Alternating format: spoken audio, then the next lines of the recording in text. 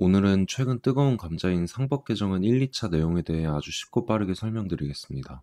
설명 마음에 드시면 구독 꼭 눌러주세요. 첫째로, 회사의 이사는 주주의 이익에 충실해야 한다는 법적 의무가 추가되었습니다. 기존에는 회사의 이익에 충실해야 한다는 의무뿐이었지만, 앞으로는 경영진이 주주 환원 요구를 무시하거나 대주주 편향적 판단을 할 때 일부 경우에 따라서는 소송의 리스크가 생기게 됩니다. 둘째로, 분리선출수 확대와 3% 룰 강화입니다. 자산 2조 이상의 대기업 상장사는 의무적으로 감사위원회와 일정 비율 이상의 사회이사를 둬야 합니다.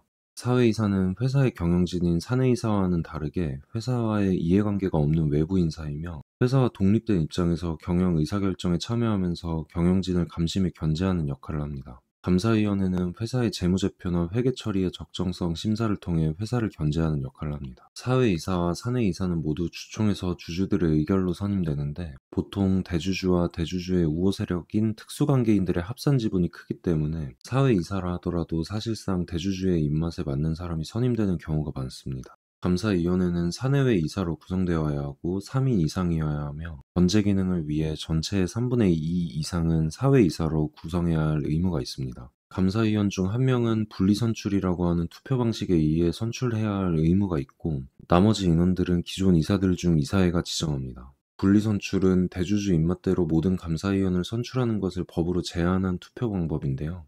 분리선출로 사내이사를 감사위원으로 임명할 때는 최대 주주와 그의 특수관계인의 합산 의결권이 3%로 제한당하고, 사회이사를 감사위원으로 임명할 때는 그보다 완화된 형태인 개인별 3%로 제약이 있었습니다.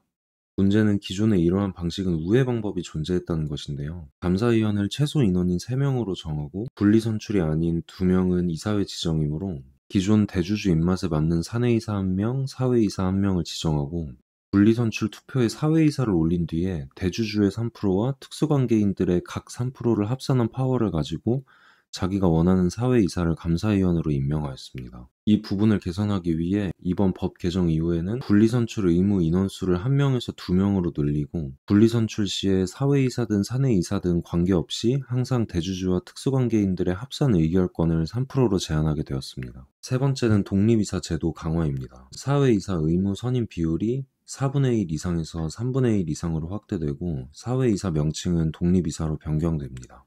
네 번째는 집중투표제 도입 의무화입니다. 기존에는 이사회가 이사 여러 명에 대한 선임안을 주총에 올리면 각각 1명씩 독립적으로 찬반 투표가 이루어졌습니다. 그래서 대부분 대주주의 뜻대로 이사 선임안이 통과되었었는데요. 집중투표제는 찬반 투표가 아닌 득표 경쟁이고, 정원수 곱하기 주식수만큼의 표가 주어져 1명에게 몰아주는 것이 가능하기 때문에 소액 주주들이 힘을 합치면 1명 정도는 원하는 사람을 선임하는 것이 가능해졌습니다. 다섯 번째는 전자주주총회 도입 의무화입니다.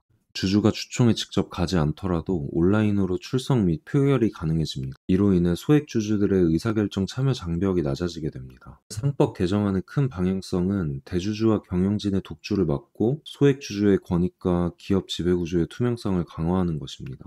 오너리스크에 의한 박스피나 코리아 디스카운트를 해소하려는 법 개정 움직임인데요. 반대 입장에서는 소액주주 권리 강화가 지나치면 행동주의 펀드에 의한 경영권 탈취 리스크가 너무 커지고, 이사회가 소송이나 견제에 매여 기업의 장기 전략 실행력이 약해질 수 있다는 의견이 많습니다. 또 최근 관세나 대미 투자, 노란봉투법에 이어 너무 과도한 기업 옥죄기가 아니냐는 평가도 많습니다. 최대한 중립적인 시각으로 정리해봤는데요. 여러분의 의견은 어떠신가요?